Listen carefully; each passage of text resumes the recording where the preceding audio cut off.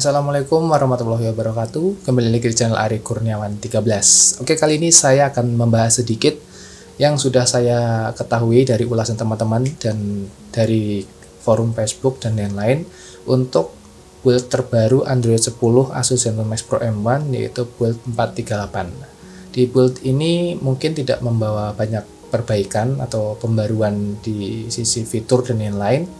Dan sejauh ini sih yang sudah diketahui oleh teman-teman yang sudah install hanya ya mungkin peningkatan di build-nya aja, terus patch keamanan, dan sebagian sih udah bilang kalau di build ini semakin smooth dan ada yang bilang baterainya cukup awet. Tapi kita nggak tahu karena kayak gitu tuh biasanya ulasan yang masih tidak bisa diambil keputusannya karena kan masih baru banget. Biasanya kita ngerasain untuk tahu gimana build itu performanya itu minimal 1 minggu.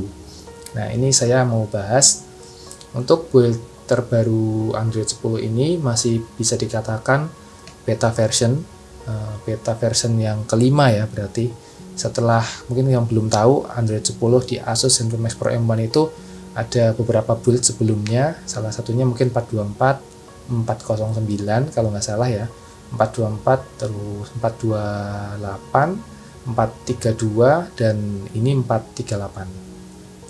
Lalu improvementnya apa aja, dan ini saya mau baca dulu komentar yang beberapa teman-teman yang sudah pasang dan ada pertanyaan. Oke, untuk build 438 ini yang jelas sebagian yang udah DM ke saya ke Instagram itu ada yang mengalami web data. Web data itu apa? Jadi kalian harus mereset pabrik ya melalui menu recovery. Nah, itu mungkin buat teman-teman yang pengen tahu dan masih was-was mencoba, ada kemungkinan seperti itu. Tetapi ada juga yang tidak mengalami hal tersebut. Ada yang update dari 087 Pi ke 438 itu aman-aman aja. Yang penting kayak lock screen, fingerprint, face unlock, terus pin dan lain-lain untuk mode kunci HP-nya itu dihapus dulu semuanya. Nah, nanti setelah kalian update, lalu kalau beruntung itu tidak akan mendapat ini ya sandi. Jadi waktu awal itu biasanya di Android 10 meminta sandi untuk masuk ke home screen-nya. Tapi karena kita nggak tahu sandinya apa, maka harus wipe data melalui recovery, dan itu sudah pasti akan menghapus data-data penting kalian semuanya ya, kecuali yang di SD card. Lalu untuk berikutnya update-nya itu via recovery.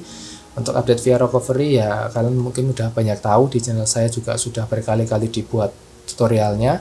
Terus oh ya, untuk via recovery ini butuh SD card ya, karena file firmware-nya itu harus diletakkan di SD card.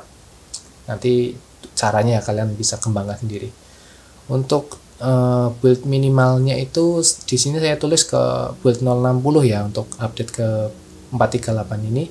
Tapi saya mungkin kalau kalian nyoba di 053 saya mengira itu akan bisa-bisa saja, tapi nggak tahu efek dari update lompat sejauh itu bagaimana, saya kurang tahu karena saya sudah tidak bisa mencobanya saat ini, nggak ada HP-nya ya.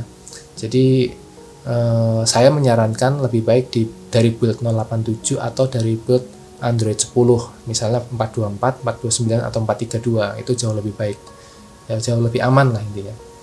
Lalu berikutnya kita baca komentar-komentarnya. Ada apa saja di sini ya? Ini yang saya paling suka nih. Oke, dari Vixeno. Ini dia udah nyoba ya. Barusan saya coba update ke 438, alhamdulillah aman, HP berasa ringan, gak ada kendala. Makasih bro. Oke. Jadi ada yang tanya juga baterainya awet enggak, ngetes lama atau cepat. Ya ini kan harus butuh waktu minimal 3 hari lah ya untuk tahu bagaimana performa secara langsung. Kalau cuma install terus ngerasain dalam waktu sehari itu masih belum bisa dijadikan tolak ukur ya. Lalu berikutnya saya up dari 432 nih, dari Vixeno menjawab lagi, aman, alhamdulillah baterai awet, ngecasnya belum dicoba soalnya baterainya masih banyak. Oke. Update dari build 432 Android 9 atau 10. 432 itu nggak ada Android 9 ya, Android 10 ya. Kalau yang Android 9 itu build-nya masih angka 087, maksimalnya di angka 087 untuk saat ini. kemungkinan sih bakal dapat update juga nanti untuk patch keamanan. Lalu untuk Gcam bagaimana Bang? Nah ini kalau Gcam kemungkinan besar performanya masih sama-sama saja dengan build Android 10 sebelum-sebelumnya, karena pilihan Gcam mungkin sekarang sudah cukup banyak di Android 10 untuk Asus ZenBook Max Pro M1, karena waktu itu saya nyoba di build 424 itu Gcamnya sangat sedikit sekali untuk pilihannya.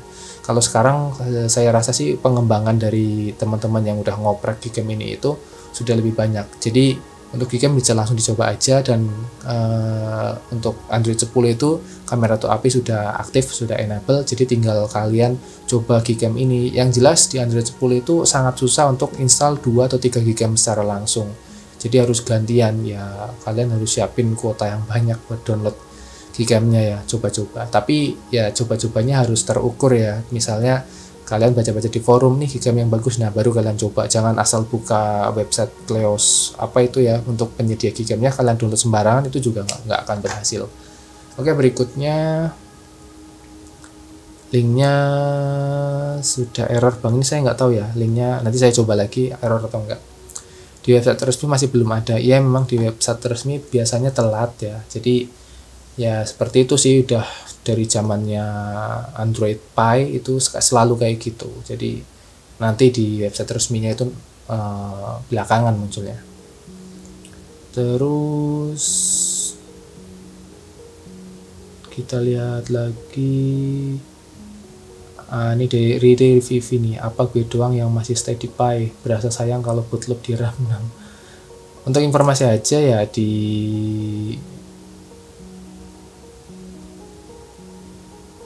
untuk Asus ZenBook Max Pro M1 update dari Pi ke Android 10 itu, kalau misalnya kalian download firmware-nya bener, bukan yang JP ya, WW terutama, dan kalian step-stepnya bener, itu juga nggak akan bootloop sih. Setahu saya itu, saya sudah berulang kali update, bolak-balik update downgrade juga nggak bootloop. Yang penting kita bener-bener paham, lihat tutorialnya, kalian udah download firmware-nya secara benar.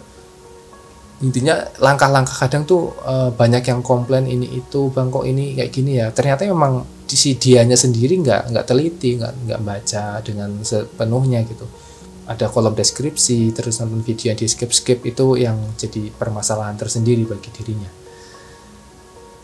Terus berikutnya lagi, saya cek di pengaturan belum keluar, memang belum, ini nggak akan keluar di FOTA ya untuk saat ini ya, jadi memang ini ya downloadnya di website yang ini, nggak bisa FOTA-nya. Kalau penyimpanan penuh gimana Bang? Ini saya jawab ya.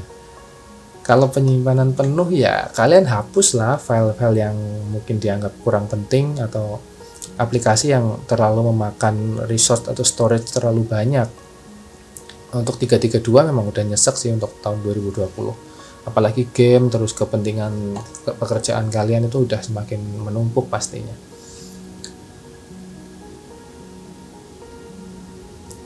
Nah ini ada tipsnya nih, tadi seperti yang saya bilang. Kalau yang mau update dari Mas Devin Herdiana ya, kalau yang mau update dari Pi terus gak mau ke web datanya, hapus dulu semua keamanan kayak pin, pola, face detection, sama fingerprint. Dia nyoba, alhamdulillah nggak kereset ya, udah beres, update, pasang lagi tuh pinnya dan lain-lainnya, pola. Saya mengasih saran, soalnya nggak semuanya bisa aman kayak gitu, ada juga yang udah hapus semuanya tadi, pola, pin, fingerprint, face detection itu tetap aja minta web data karena harus memasukkan pin atau sandi lagi. Nah itu jaga-jaganya harus di backup tuh data-data pentingnya.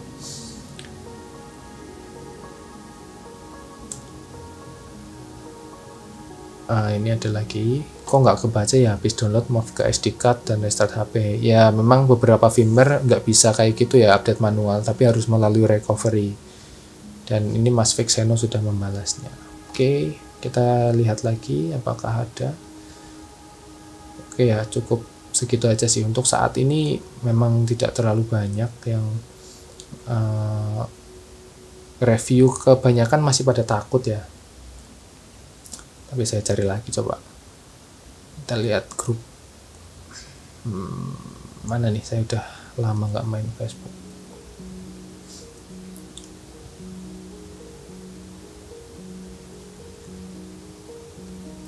terlalu lama nih kalau di sini, harus nyari langsung Asus Zenfone Max Pro M1 Indonesia. Ini lagi hangat-hangatnya nih. Oke, Mas Ren masih paling puncak ya. Mas Ren ini termasuk yang ngasih informasi cukup banyak ya untuk di channel saya ya. Saya beberapa kali dapat informasinya dari Mas Ren. Terima kasih Mas Ren. Oke, kemarin saya nemu postingannya sih. Nah ini kita lihat.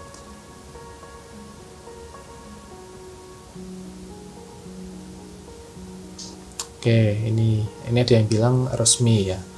Stok Android 10 resmi belum compatible. Ya memang resmi tapi belum stabil. Sampai saat ini kita tidak tahu apakah ini resmi atau beta. Jadi ini saya sudah berkali-kali bilang sih, resmi atau beta itu bukan istilah yang harus dibandingkan, tapi beta pun ya resmi, karena resmi itu kan ya semuanya resmi. Kalau di Android 10 ini nggak ada yang ilegal, jadi resmi tapi masih beta, atau resmi udah stabil ya. Pilihannya hanya itu, bukan resmi atau beta. Jadi ini penggunaan katanya kurang pas ya. Untuk perubahannya 2020 Desember patch keamanan, changelog yang lengkap akan diperbarui di sini segera setelah Asus merilisnya di halaman firmware ya.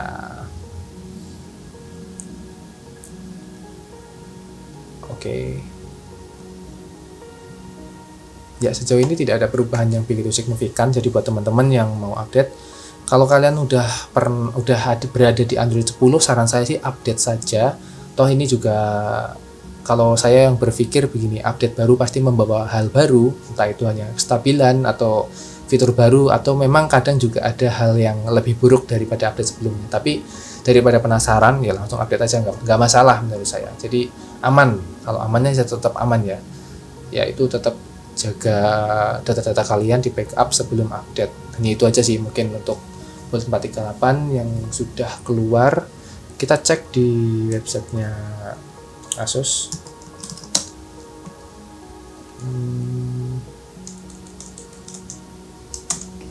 Kita lihat apakah sudah nongol atau belum. Soalnya kayak gitu munculnya tengah malam sih biasanya.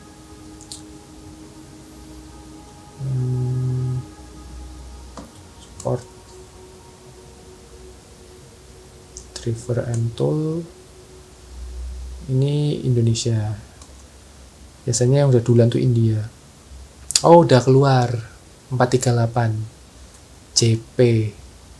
Nah ini ada dua nih, saya perlihatkan buat teman-teman jangan sampai salah download. Ada dua nih, JP, ini WW. Untuk kita yang berada di Indonesia, tinggal di NKRI, saya selalu menyarankan untuk download yang WW. Kalian bisa baca. Oke, kita sudah bisa lihat langsung apa yang ada di sini.